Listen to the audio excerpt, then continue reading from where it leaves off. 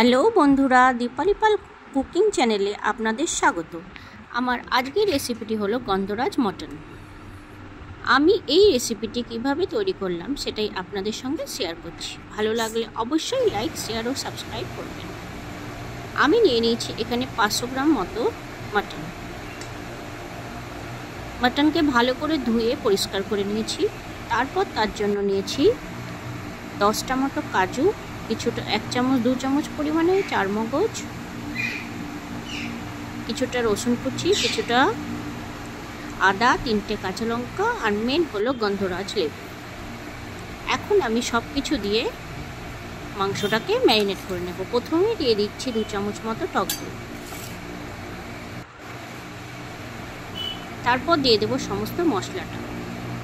এতে আছে ছোট সাইজের পেঁয়াজ, আদা, রসুন, কাজু, চারমগজ, সব কিছু একসাথে পেস্ট করে সেটা দিয়ে দিলাম। তারপর দিয়ে দিচ্ছি পরিমাণ মতো নুন, আর দিয়ে দিচ্ছি ছোট চামচের 1 চামচ ধনে গুঁড়ো।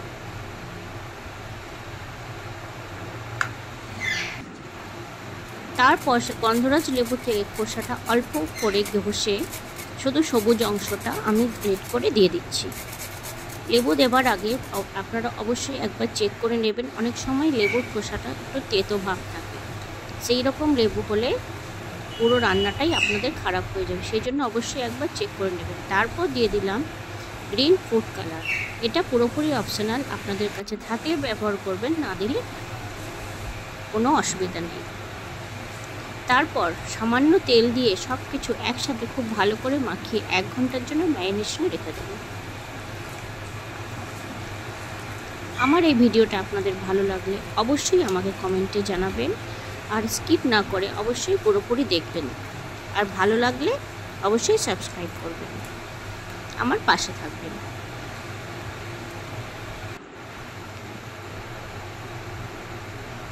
ম্যারিনেট করা আমার পুরোপুরি হয়ে গেছে। এবার আমি ঢাকা দিয়ে 1 ঘন্টা রেখে দেবো।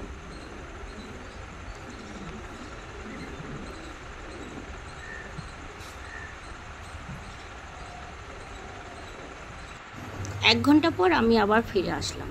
প্রথমে আমি উনুনে কড়াই চাপিয়ে দিয়েছি, তাতে দিয়ে দিচ্ছি 2 চামচ পরিমাণে সাদা তেল,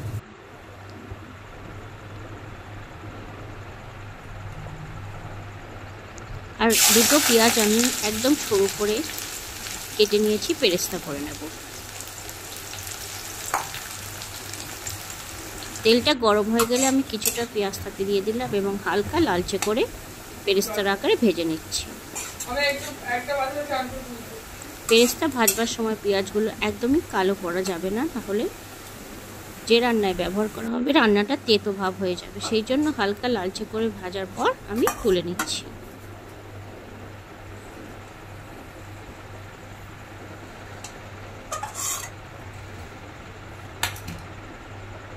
আপনাদের যদি রেসিপিটা পছন্দ হয় আপনারাও একবার অবশ্যই ঘরে তৈরি করবেন, তাহলে বুঝতে পারবেন সবসময় একঘেয়ে মাটনের ঝোল খাওয়ার চেয়ে মাঝে সাঝে এই অন্যরকম খাবারগুলো খুবই টেস্টি এবং অসাধারণ হয়।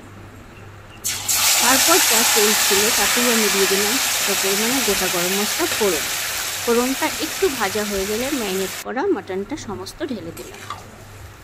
তারপর ভালো করে নেড়ে চেড়ে একবার মিশিয়ে নিচ্ছি। ভালো করে নেড়ে চেড়ে মিশিয়ে নেবার পর আমি 10 মিনিট মতো ঢাকা দিয়ে রেখে দিই।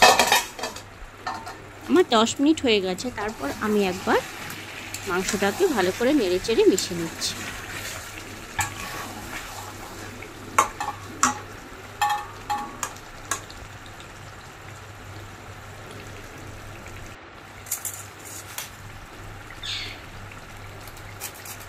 ভালো করে নেড়ে চেড়ে মেশানোর পর দিয়ে দিলাম আমি সামান্য পরিমাণে জায়ফলের গুঁড়ো,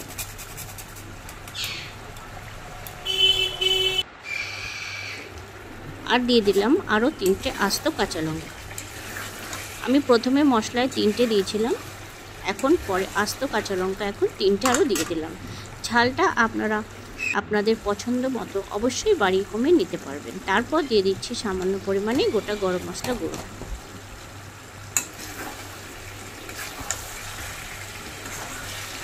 গরম মশলা গুঁড়ো দিয়ে দেওয়ার পর ভালো করে নেড়েচেড়ে একবার মিশিয়ে নিচ্ছি। আপনারা যদি এই পর্যায়ে কুকারে দিতে না চান তাহলে কুকারে না দিলেও চলবে। এইভাবে আরও কষিয়ে নিতে হবে যতক্ষণ পর্যন্ত মাংসটা পুরোপুরি নরম না হয়ে যায়। গুঁড়ো মশলা মিশিয়ে দেওয়ার পর তারপর আমি কিছুটা পরিমাণে বেরেস্তা তাতে দিয়ে ভালো করে নেড়েচেড়ে মিশিয়ে কুকারে সমস্ত ঢেলে নিয়েছি। কুকারে ঢেলে দেওয়ার পর আমি একটা সিটিতে মাংসটা সেদ্ধ করে নামিয়ে নেব। আর দিয়ে দিচ্ছি খুব সামান্য পরিমাণে জল।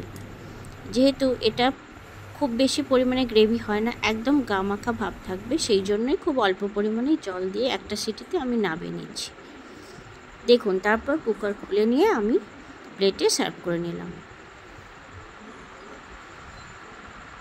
এভাবেই আমার আজকের রেসিপি তৈরি হয়ে গেল গন্ধরাজ মটন। ভালো লাগলে অবশ্যই কমেন্টে জানাবেন। ধন্যবাদ।